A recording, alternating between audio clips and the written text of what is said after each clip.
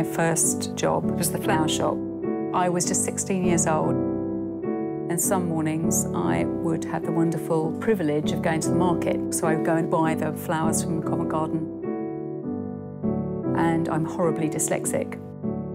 I can't tell my left from my right. Still, I can't drive a car, I can't swim, I can't do all the normal things that most people can do. But I can take a colour or a moment in time and translate it back into fragrance. I feel like I'm conducting this orchestra and I smell the most wonderful smell of gardenia, and I can see holes in the fragrance the whole time, rather like music. And I suppose the flower shop gave me this whole creative library of all these unbelievable, earthy, fragrant floral smells. It felt like my career and my job chose me. I didn't choose it.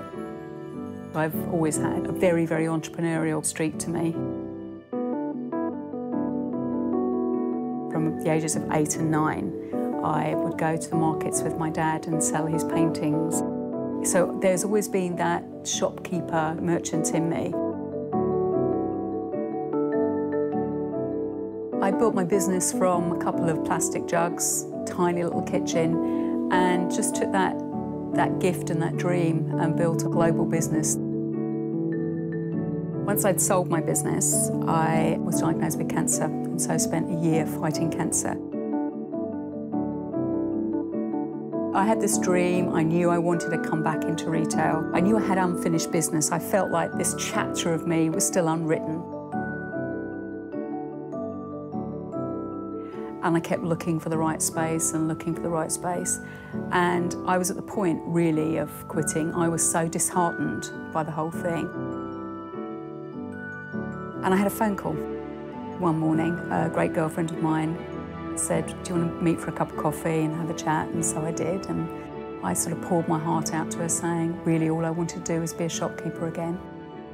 And she said, "I know a shop that's up for rent, and it's just around the corner. Do you want to go around and have a look?" And as I walked in front of it, I realised it was the shop I'd had my first job in at 16. So I had literally returned back in life to where I'd first started.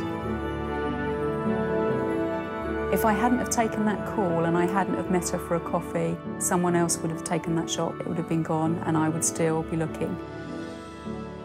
That meeting that morning was a crossroads, I suppose. And would I have quit or would I have carried on? I don't know. Jo Loves is very much about that passion that I have for retailing and being an entrepreneur. Just standing in that doorway, I just knew I was home. I just had that feeling, this is where it'll start again. You will see your life repeat itself, and it will start from this shop